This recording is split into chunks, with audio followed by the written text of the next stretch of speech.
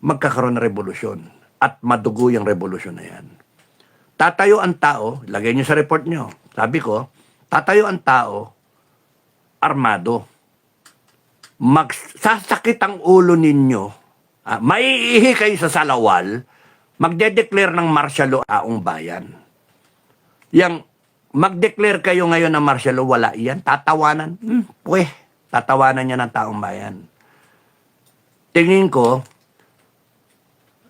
isa lang tumayo dyan, dalawa, tatlo, grupo, ang masama dyan lahat, magsanib-sanib. No?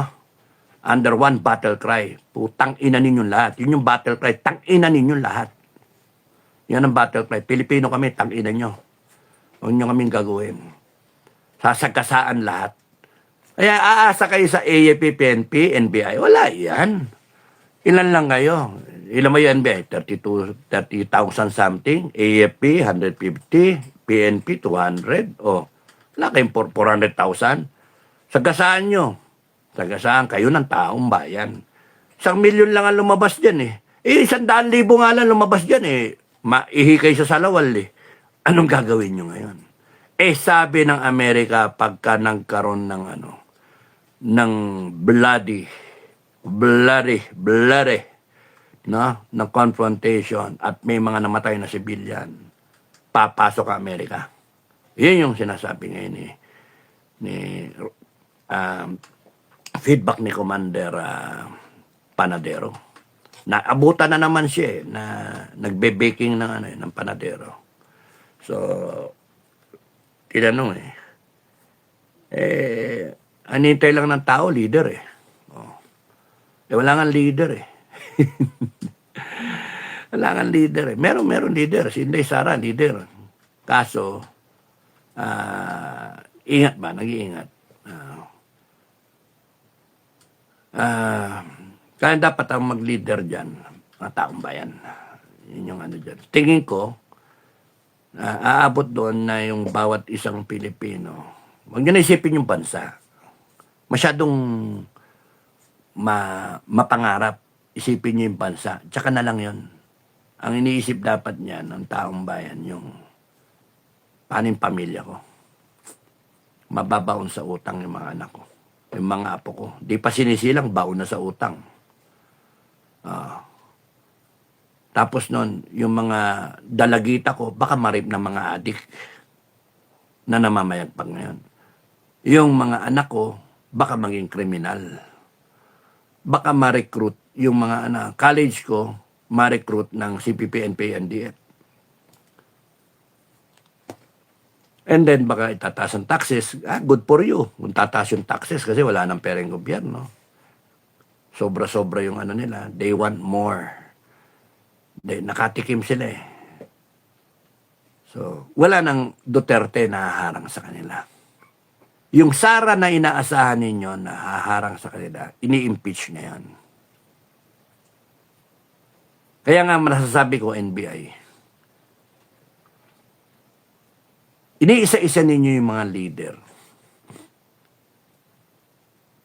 Hindi nyo ba naiisip yung kagaguhan ninyong ginagawa? Sabihan nyo nga yung mga amo nyo. Mentras iniisa-isa nyo yung leader, nawawala yung mga leader. You are forcing the Filipino people to become the leader in their own right. Ang bawat isang Pilipino dyan, leader ng pamilya niya. You can just imagine, pagka tumubo yung personal commitment niya, sagipin yung pamilya, never mind the country, yung pamilya na lang niya. And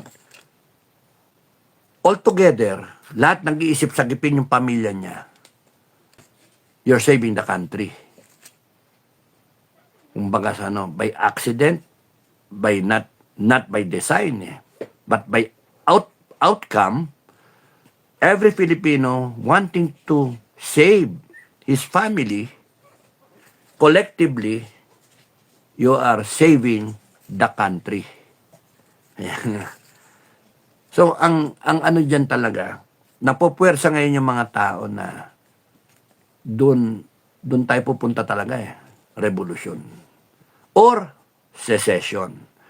Para maiwasan yung patayan, yung mga taga Visayas at taga Mindanao, ang iisipin niya, humiwalay na lang. Huwag niyo kami damay dyan sa kagaguhan ninyo.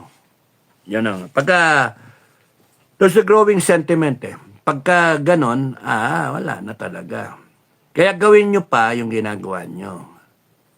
Good for you, good for us. Kasi pagka nagkaroon ng revolution yan, matatapos din kayo. When the people declare their version of martial law, matakot kayo talaga. It will be unforgiving. You will see summary executions in every park na makikita nyo kung saan kayo inabutan. You'll be so scared shit for your lives and your families also. Because dinala nyo doon eh. Sino may kasalanan? Tao? Hindi. Kayo may kasalanan. Ang tao nagrereklamo na eh. Ayaw nyo pakinggan eh. Tinatakot nyo pa eh. Ginagawa nyong, hine-herd nyo yung tao. Ginagawa nyong mga tupa. Ginagawa nyong tanga. Eh, hindi tanga ang tao. Kaya, kasalanan nyo. You're making Bato a hero. Eventually, you will make Bongo a hero. You will make the other senators a hero. Imagine, kaya nga, sige pa, 1 plus 1 plus 1 plus 1 plus 1, apaw. Yung huling plus 1, apaw. Pagka umapaw yan, no turning back. The Filipino will engage you in a bloody revolution. Sinasabi ko na para ma-warn kayo eh. Kasi tanga kayo eh. The Filipino will engage you, the Filipino people will engage you, and they don't care kahit 10,000, 20,000, 100,000 lang sila. They don't care. Because what they're fighting for has something noble in it. It is worthwhile because it's not already about the country. They're fighting for their families and the future of their generations. Yung mga to come na generation, ng pamilya niya. Kunyari, Enrique. Ako tatayo, hindi para sa isang Ambrosio, o isang Espinola, mga classmate ko yan. O isang Iriberi na classmate ko sa academy. O isang, sino may mga chief of staff? Si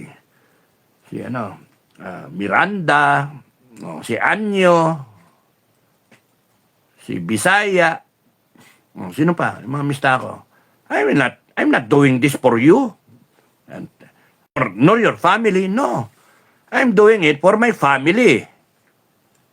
For my loved ones. For my angkan. Not for my friends, really. Pamilya muna. Ngayon, kung may mga taong naniniwala sa akin at ganun din ang thinking, ganun din ang same feeling, same thinking, same heartbeat, same spirit, marami na kami gustong tumayo para paglabay yung pamilya namin. And if it so happens na one day, isang bagsak, isang gising, lahat may nitang ulo dahil sa kagagawan ninyo, yung huling patak, apaw, hindi mo na, there comes a point in time, aapaw at aapaw yan, punuin mo to, patak, di ba? Panoorin nyo yung dripping ng faucet. Puno na yan eh, pero hindi pa maapaw. Punong-puno na, hindi pa maapaw. Yung huling patak, apaw siya. Takutin nyo pa yung tao. Abusuin nyo pa. Budulin nyo pa. Takutin nyo. Lokohin nyo. Nakawan nyo pa. Tanginan ninyo lahat. Alam niyo yung katumbas nun? Walang kapatawaran. Accountability, reckoning. On the spot, papatayin kayo ng tao. Wala na. Yung iba, naniniwala pa ako sa trial eh. Pero yung iba dyan, patay na lang kayo, patayin na kayo. To their heart's content. Tadtarin kayo, tanginan ninyo. Ganon na iniisip. Magtanong-tanong kayo, mga sa gobyerno, ha? Isipin nyo, AAP at PNP nandyan para depensahan kayo. No. You're putting the AAP and the PNP in a dilemma. Hindi si Dilema na nag-impeach, hindi. Dilemma. na napasok si Dilema. Ang ano dyan, ang pinag-uusapan dyan, you're putting them in a dilemma. Saan sila papanig? Magkakaalaman. When people are armed, some with rosaries, some with crosses, some with Chris Aquino, some with whatever, weapon that they can find, tirador, whatever, ready to die for country, just to straighten this in our lifetime. Anong gagawin nyo? Ha? Mananakot pa kayo? Kakasuhan nyo? 10,000 tao kakasuhan nyo? Tang-ina. Sasabihin ng tao, tang-ina ninyo. Sa inyo na yung batas ninyo. Kami ngayon ang batas. Po, tangina, patay kayo dyan. Pagka nag-declare ang taong bayan ng martial law, hindi nyo mapipigil yun. Yan ang senaryo, no? I believe that will happen. Kaya, that's why I'm warning you guys. For your own personal safety and the safety of your families, ingat-ingat kayo. Hinay-hinay kayo. Huwag na kayong umabuso. Tama na muna. May ninakaw, imbestigahan. Pananagutin yung nagnakaw. Ngayon, ang problema nyo, kayo yung nagnakaw. Kaya ganyan na lang kayo. Kaya dapat lang magalit ang taong bayan sa inyo. Kaya kayo, normal, part of your psychological reaction, haharangin at haharangin nyo yung investigasyon. Pagtatakpan ninyo ang isa't isa. At pipilitin nyo pang baguhin yung konstitusyon para hindi kayo samain. Para wala na pag-asa yung 2020 na mapalitan kayo para tuloy-tuloy kayo. It's all part of a grand scheme. You want to remain in power. You want to continue to plunder the country. You want the people to stay poor as they are right now. To be your loyal subjects, pera-pera. At kayong mga Pilipino na nakaasa sa ayuda, shame on you. Na mabibili sa eleksyon, shame on you. Anyway, wala naman eleksyon eh. At saka nagbago na ngayon. Comelec ang binibili. Hindi na yung tao. Comelec na. Kasi yung makine, nadodoktor yung resulta. Yeah, shame on you. Well, anyway, saan to pupunta? NBI, inuulit ko. Tingin ko, my analysis is it will result everything. 1 plus 1 plus 1 plus 1 is equals to so many number ones. I think 1 will rebel. Sa daming 1, magsanib-sanib yan, they will come out fully armed.